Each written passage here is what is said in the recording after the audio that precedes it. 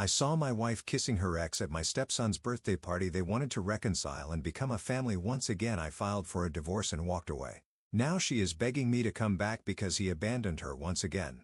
My name is Preston, and it all started with Delilah, the woman I thought would be my partner forever. I was 34 years old then, working as an engineer for a construction company. Life was steady, good job, solid routine, nothing too complicated. I wasn't really looking for anything, not in the romantic sense, anyway. But then she walked in.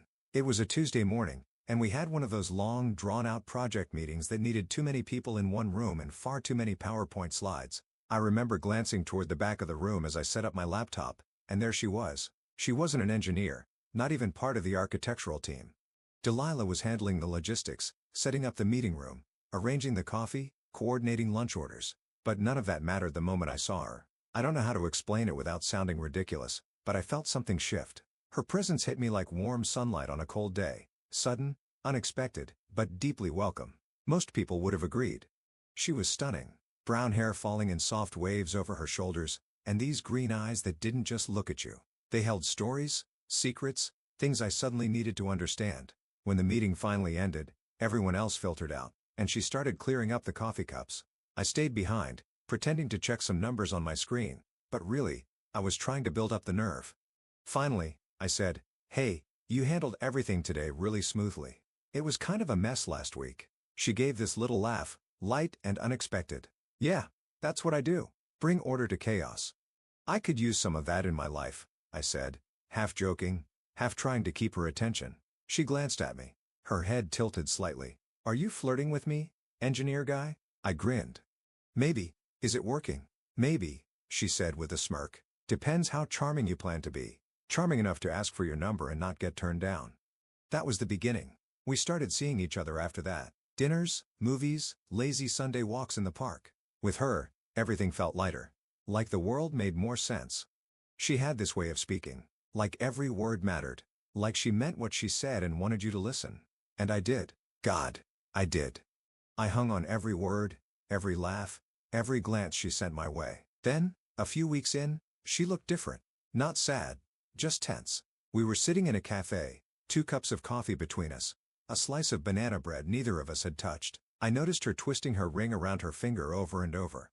"Delilah?" I asked, setting my cup down. "What's going on?" She took a deep breath. "There's something I need to tell you, and I'm afraid it might change things."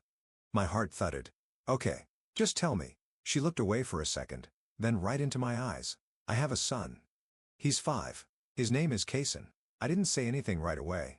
I think she took that as a bad sign because her whole body seemed to shrink in on itself. "I didn't want to hide it," she said quickly, "but I also didn't want to scare you off. Most guys don't stick around when they hear that. I needed to tell you before this went any further." I could see the fear in her eyes. Fear and something else. Hope. And it did something to me. It cracked something open. I reached across the table, took her hand in mine, and said softly, "It doesn't matter. I still want to keep getting to know you." Well, looking back, now I know that this is the moment I screwed up. Kason was a quiet child, one of those who looks at you with curious eyes but doesn't say much at first. The first time I met him, he greeted me with a shy hello and quickly hid behind Delilah's legs. It was sweet, almost protective. I could see the uncertainty in his little face as if he wasn't sure who I was or whether he should trust me yet. Delilah noticed my gaze and gave me a soft, understanding smile. "He's shy," she said, brushing a stray lock of hair behind her ear. "It takes him time to warm up to new people." I nodded, not wanting to rush things. I crouched down, giving Kason the space he needed and said gently, "Hey, Kason, it's nice to meet you." He peeked out from behind his mother's legs and gave me a small wave before retreating again. It wasn't much, but I could tell that it was a start. As the days went on, I learned more about Kason and his story. Delilah explained that his father, Julian, had abandoned them when Kason was about to turn 5. She told me how Julian had been irresponsible, never really caring about his son, and then he just left without a word.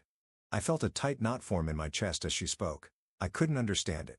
How could someone walk away from a child? From Kason? It made my blood boil.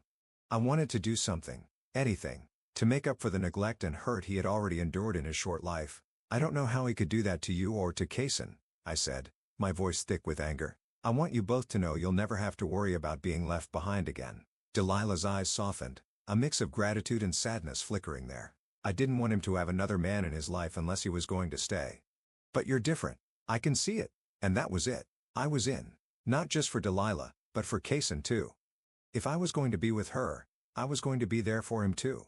Not just as a boyfriend or some distant figure, but as someone he could rely on, someone he could trust. Eventually, I moved in with him. Delilah's apartment was small, one of those places where the walls were thin and the furniture had definitely seen better days. But she made it work. It felt cozy lived in. It was a space that carried the weight of their lives, of the challenges they'd faced together. It wasn't much, but it was home. Still, I wanted more for them. I wanted them to have more. So I rented a bigger house in a quiet neighborhood, a place with a yard where Kaysen could run and play without worry. I covered the rent, the bills, everything. I didn't do it because I felt obligated. I did it because I loved them. Delilah decided to quit her job, telling me she wanted to spend more time with Kaysen. I didn't mind. I made enough to support all three of us, and it made me happy to see them comfortable to know they were taken care of. Over time, Kaysen began to open up to me. At first, he was hesitant, still unsure of me. But as the weeks passed, I saw him change. He became more vocal, more expressive. He smiled more. He followed me everywhere, almost like a shadow. It felt good. I felt like I was becoming a part of his world. We started doing things together, just the two of us. I took him to school, helped him with his homework. On weekends, we went on adventures. I remember the first time I took him to an amusement park. It was one of those places where the roller coasters make you scream until your voice is hoarse. Kaysen was nervous at first, his eyes wide as we climbed into the seats. I could see him clenching the straps tightly, but I told him, "It's going to be fun. I've got you." When it was over, his face was lit up with excitement. He ran up to me, threw his arms around me in a big hug, and said, "That was the best thing in the world." His joy was contagious. I couldn't help but laugh and ruffle his hair. "I'm glad you liked it, buddy." I bought him video game consoles, new clothes, toys, anything he wanted. But it wasn't about spoiling him. It was about giving him the childhood I never had. A childhood where someone cared enough to show up, to be there, to make memories. My dad died when I was little, and my mom had to work double shifts to raise me on her own. I didn't want Kaysen to feel that same absence. I knew what it was like to miss a father figure, to grow up without that support. I wanted to be there for him in every way I could. Delilah seemed happy too. In the beginning, everything felt perfect. She told me that she'd never met anyone like me, that I was a gift from heaven. She showered me with affection, kisses, her homemade meals, everything. At night, we'd stay up late talking about our future. We talked about getting married, having another child, traveling together. We dreamed of a life that felt so right, so perfect. I was completely in love, blinded by love. I didn't see the signs. There were little things that, looking back, make me realize I was an idiot for not paying attention. For example, Delilah never talked about her ex-husband, Julian. I knew he'd left them when Kaysen was young, but it wasn't a topic that ever came up in conversation. Still, sometimes I catch her staring at her phone with a strange expression, almost like she was waiting for something. One evening, I asked her what's going on. "You seem distracted." She quickly shrugged it off, her usual smile returning. "Oh, it's nothing. Just checking social media." I didn't push her on it. I trusted her, and I didn't want to question her. But now, those moments feel like red flags. And then there was the fact that even though I paid for everything, rent, bills, groceries, all of it, Delilah never really seemed grateful. It wasn't that she was rude, but there was this feeling that she took it all for granted. I'd buy Kaysen a toy or new clothes, and Delilah would say, "How nice." But there was no real thank you, no appreciation. It wasn't that she was ungrateful. It was just, like, she expected it. Like, it was my duty to take care of them. But I ignored it. I thought, "It's fine. We're building something together. It's going to be fine." Then there were the times Kaysen would mention his dad. It wasn't much, just little things. But looking back, I see the clues. I remember once, we were at the park, and Kaysen said, "My real dad used to take me to the park." Another time, while playing with some new toys, he said, "My real dad knew how to do this." I brushed it off. He was just a kid. It's normal for him to miss his father, right? He didn't know any better. But now, I know those words were more than just innocent remarks. They were hints at what was coming. The months passed, and everything between us seemed perfect. We celebrated Kaysen's 6th birthday with a big party at a park, complete with inflatables and a superhero cake. The 7th birthday was even bigger, held at an event hall with entertainers and a magician. Kaysen was in heaven, and I felt like the best stepfather in the world. Then Delilah and I got married that year in a simple but beautiful ceremony. She looked radiant in her white dress, and Kaysen, my little ring bearer, carried the rings with the biggest smile on his face. It felt like the beginning of our family. Nothing could break us, I thought. We were solid. But everything changed when Kaysen's 8th birthday came around. I wanted this birthday to be unforgettable. I spent more than $1,000 on the party. I hired a magician, booked an event hall, got custom invitations, and organized everything I could think of. I wanted to give Kaysen the best birthday he'd ever had. It was going to be unforgettable. I rented a luxurious event hall decorated with Kaysen's favorite movie themes, catering for all tastes, a clown show, a live band, and even a candy table that looked like it was taken out of a fairy tale. We invited all of Kaysen's friends, his classmates, his cousins, anyone who could make his day special. I wanted this party to be perfect. I wanted Kaysen to feel like he was the most special child in the world. Delilah was excited, or at least, she seemed to be. Over the previous weeks, she helped me plan everything from the menu to the guest list, but there was something about her attitude that I couldn't quite put my finger on. She was quieter, more distant than usual. When I asked if anything was wrong, she'd just shrug it off, saying she was tired or that the party stress was getting to her. As always, I believed her. How stupid I was. The day of the party, everything was going great. The kids were running around the room, laughing and playing. The music was upbeat, and the adults were chatting, enjoying themselves. Kaysen was right in the center of it all, wearing the birthday crown I'd bought him, looking like the happiest kid in the world. I was busy making sure everything was going smoothly, talking to the catering staff, checking in with the entertainers, making sure everyone was having a good time. But then something changed. I saw Delilah leave the room, her phone in her hand, walking quickly as if she had received an important message. I didn't think much of it at the time. I assumed it was a call from a guest who'd gotten lost or something trivial like that. When it was time for the cake, everyone gathered around the table. Kaysen stood in front of his cake, the 8 lit candles casting a soft glow. We all sang happy birthday, and Kaysen closed his eyes as if he was making a wish. I smiled, watching him, knowing how important this moment was to him. Then, after a beat, he spoke up, his voice clear and a little too loud in the quiet room. "I wish my mom would marry my real dad again so we can be a perfect family again." The words hit me like a slap in the face. My stomach dropped, and for a moment, I couldn't breathe.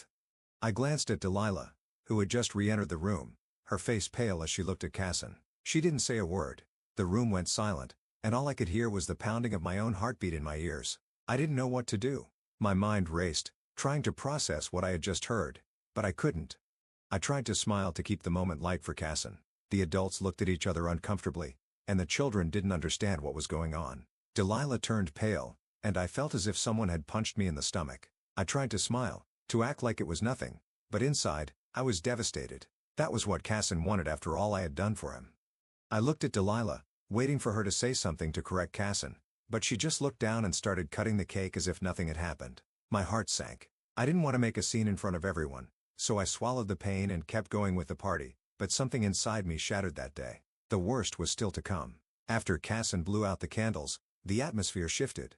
The adults pretended they hadn't heard anything, chatting among themselves with forced smiles, while the children kept running and screaming in excitement. I stood there holding a plate of cake, feeling like the ground was opening up beneath me. I kept looking at Delilah, hoping for some explanation, but she was busy cutting the cake, avoiding my gaze. Her silence was like a stab wound. Why wasn't she saying anything?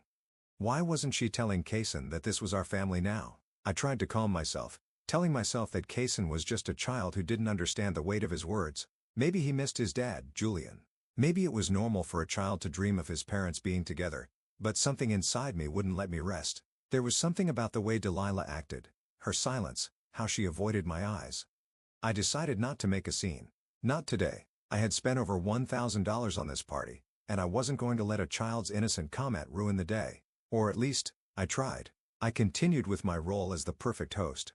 I smiled. I talked to the guests. I made sure the clowns did their show and that the catering didn't run out of food. But no matter how hard I tried to stay in the moment, I couldn't shake the image of Delilah looking down at the floor, hiding something. Then, while the kids were playing in the inflatable area, I noticed she wasn't in the room.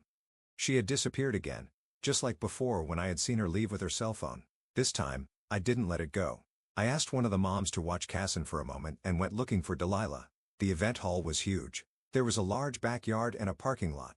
First, I checked the women's restroom, but she wasn't there. Then I went outside to the garden, thinking she might be getting some air. Nothing. Finally, I made my way to the parking lot, a dark place where the light from the hall's lamps barely reached. My heart was racing, my instincts telling me that something wasn't right. And then I saw them. Delilah was pressed up against a wall, and a man was standing way too close to her. His hands were on her shoulders, and she wasn't pushing him away. At first, I didn't recognize him, but when he turned his head, everything clicked. It was Julian, Kayson's father, the man who, according to Delilah, had abandoned them without a second thought. But they weren't just talking. They were kissing. A slow, intimate kiss as if the world around them didn't exist. My blood went cold. The rage, the pain, and the disbelief hit me all at once. I had given everything for her. Everything. I paid every bill, rented a house for them to live comfortably, spent a fortune on this damn party. And now, I was watching this. I couldn't control it. I took a step forward, my shoe crunching against a stone on the pavement. They separated abruptly when they heard the noise, and Delilah's eyes went wide, like she had seen a ghost. I felt my heart pound in my chest, my mind swirling with confusion and anger. What the hell is going on here? I shouted, not caring who could hear me. Delilah stammered, Preston, it's not what you think. It's not. What do you mean, it's not what I think? I approached them, my body shaking with anger. I felt like I could explode at any moment. Julian took a step back, but he didn't look intimidated. He stood tall with a scruffy beard and an arrogant smile that made me want to wipe it off his face with a punch. And who are you? I spat, my voice shaking. The great Julian? The one who left his son and wife behind? What are you doing here? Easy, friend, Julian said, raising his hands in that calm, annoying way. I just came to see my son on his birthday. I'm not looking for trouble. Your son? I laughed, but it wasn't a laugh of joy. It was the kind of laugh you make when you're utterly stunned. The son you haven't given a penny to in years? The son I support? The one I take to school? The one I buy everything he needs? That son? Delilah tried to get between us, her hands trembling as she spoke. Preston, please don't do this. Not here. Do what, Delilah? My voice broke, and I felt the sting of tears threatening to fall, but I wasn't going to let them see me weak. Not now. Not make a scene because I find you kissing this jerk at the party I paid for, at Kayson's birthday, which I gave everything for, to make perfect. I almost choked on the words, the injustice of it all suffocating me. People began to leave the hall, drawn by the shouting. Some of Delilah's friends, Kayson's classmates' parents, even the entertainers, everyone was looking at us. I could feel their eyes like needles in my back, but I didn't care anymore. I was done pretending, done being the good guy, done turning the other cheek. Preston, lower your voice, Delilah pleaded, but her tone wasn't one of regret. It was as if she was annoyed I was embarrassing them. Lower my voice, I snapped, turning to Julian. You think you can just show up out of nowhere, kiss my wife, and stay as if nothing happened? Get out of here before I beat you up. Julian just laughed, that same smug grin plastered on his face. That was it. That laugh, arrogant and dismissive, was the last straw. I took a step toward him, fists clenched, ready to make him feel every bit of the rage boiling inside me. But before I could do anything, Delilah stepped in front of me. She pushed me. It wasn't a hard push, but it was enough to stop me. I stood there, seething, trying to process what was happening, trying to make sense of the situation in front of me. Then Delilah said something that I will never forget. Preston, do not make this any harder, she said, her voice shaky but firm. Julian has a right to be here. He is Kayson's father. I froze. A right? The guy who abandoned them, who left without looking back, had a right? And I, who had given everything, didn't? I opened my mouth to respond, but before I could, I saw Kayson running towards us, his birthday crown crooked on his head. Someone must have called him. His eyes were filled with tears, and when he saw Julian, he shouted, "Daddy," his little arms stretched out toward him. I felt like my heart was being crushed. Julian lifted Kayson up effortlessly as if he were the father of the year, holding him with an ease I never could. He looked at me with that same superior smile that made my blood boil. And in that moment, everything I had built with Kayson, every single memory, every park visit, every video game session, every hug when he was scared, meant nothing. "Kayson, come here," I said, my voice trembling, trying to stay calm. "Come on, buddy. Come here." But Kayson didn't budge. He clung to Julian, his little arms wrapped around him as if Julian was the only person in the world who mattered. And then he said something that shattered me to my core. "I want to be with my dad and mom." My world tilted. It was like the ground beneath me had given way. I could feel my chest tighten, my breath catching in my throat. I felt my world collapse. Every moment of fatherhood I had given to him, every single second spent loving him, erased in an instant. "You are not my dad, Preston," he said, so matter-of-factly, like it was the simplest truth in the world. I stood there, unable to speak, my heart shattering into 1,000 pieces. How could this be happening? How could this little boy, who I had raised and loved as my own, say something like that to me. I looked at Delilah, hoping, needing her to say something, anything, to explain to Casson that this wasn't right, that I was still part of his family, that I had given him everything. But she just stood there, staring at the ground. And in that moment, I knew. She agreed with him.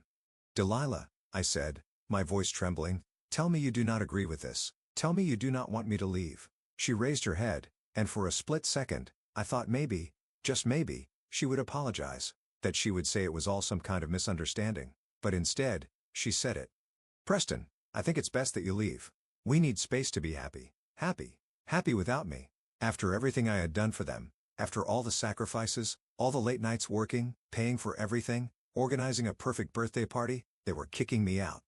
Kicking me out as if I were nothing more than an inconvenience, an unwanted guest. I looked at Julian, still holding Casson, like the picture-perfect dad, and then at Delilah, who didn't have a single ounce of remorse in her eyes. And then I understood. It wasn't just Casson's wish. This was something they had already planned. Julian hadn't shown up by accident. Delilah had invited him, and the two of them had been talking behind my back. All this time, I had been the one paying the bills, organizing the party, being the fool who believed in our family. They were conspiring to get me out of their lives. Rage burned inside me, but I wasn't going to give them the satisfaction of seeing me fall apart. I took a step toward Delilah, closing the distance between us until I could see the nervousness in her eyes. You want me to leave? Fine, I said, my voice colder than I'd ever heard it. But do not expect me to keep paying for your life for another second. I turned, not waiting for her response, and walked toward my car, ignoring the shocked gazes of the guests and the murmurs of disbelief. I heard Delilah calling my name, but I didn't look back. I couldn't. I got in my car, slammed the door shut, and started the engine, my hands shaking on the steering wheel. I didn't know where I was going, but I sure as hell knew I couldn't go back to that house, to that life I had given everything for. Delilah and Casson, they had betrayed me in the worst possible way. I stayed in a hotel that night. I couldn't sleep. Every time I closed my eyes, I saw Delilah kissing Julian, Casson calling him daddy, the three of them telling me to leave. It felt like my world was falling apart, and all I could do was replay it over and over in my head. But amid all that pain, something else began to grow. A cold, clear determination. If they wanted to live without me, let them. But I was done. I was not going to be their ATM anymore. I wasn't going to give them another cent, not a penny. The next day, I canceled everything. All the bills I was paying, the house rent, electricity, water, internet, cell phones, everything. I called the landlord and told him I wouldn't renew the contract, that Delilah and Casson would have to leave in a month. I wasn't going to make it easy for them to keep living off me. Then I went to the house when I knew they weren't there. I packed my things, taking only the essentials. I didn't touch anything I had bought for them. The toys, the clothes, but I took the PS5. Let Casson's daddy buy him one. But the house? No. I wasn't going to leave them a place to continue using me. When Delilah found out, she started calling me. Voicemails at first, furious, asking how I could be so cruel that Casson wasn't to blame. And then the messages shifted. Please, Preston, please don't do this to us. At least let us have the house. We have nowhere to go. I listened to every message, and each one just fed the mix of anger and satisfaction growing inside me. Did they really think they could kick me out of my own life and continue living like royalty? No. It was over. A week later, I met with Delilah at a cafe. She arrived looking tired, her face worn down with dark circles under her eyes, something I had never seen before. Casson wasn't with her. She said she had left him with her mother. She tried to take my hand, but I pulled away, not wanting any more of her touch. Preston, I'm sorry, she said, her voice trembling. I made a mistake. I don't know what happened to me. Julian. He looked for me, and I thought maybe I could give him another chance for Casson, but I don't want to lose you. I looked into her eyes, searching for some sign that she was serious, but all I saw was a woman who was scared. Scared because her world of luxury, the one she had built off my back, was collapsing. You're sorry, I said with a bitter laugh. Are you sorry because you messed up or because you no longer have someone to pay your bills? Her face paled, but she didn't respond right away. I could see the guilt in her eyes, but there was something else too, an edge of defensiveness, like she didn't want to admit it. She remained silent, and that was all the answer I needed. I got up, leaving some money for the coffee, and said, I am not giving you another penny, Delilah. Go figure out your life with Julian since you love him so much. Julian had left her. Delilah admitted it almost in a whisper as if the words weighed too much to say aloud. He said he wasn't ready for this again. I couldn't help but laugh, but it wasn't a real laugh. It was bitter, full of contempt. He left? What a surprise! The great Julian, the perfect father, perfect husband, left you again. And now you come to me as if I were your backup plan. Your ATM? Hell no, bitch, not anymore. I turned and walked out, not bothering to look back.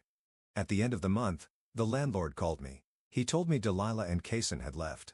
They didn't leave much, just a couple of broken toys. She had begged him to let them stay longer, but he refused. She was crying as she left the house, saying she had nowhere to go.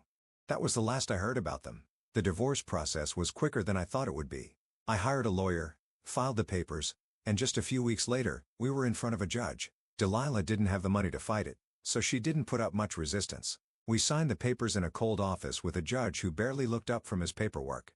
Afterwards, Delilah tried to talk to me. Her voice cracked, but I didn't care. "Preston, please," she said, tears in her eyes. "I don't want us to end like this. We can fix it for Kaysen."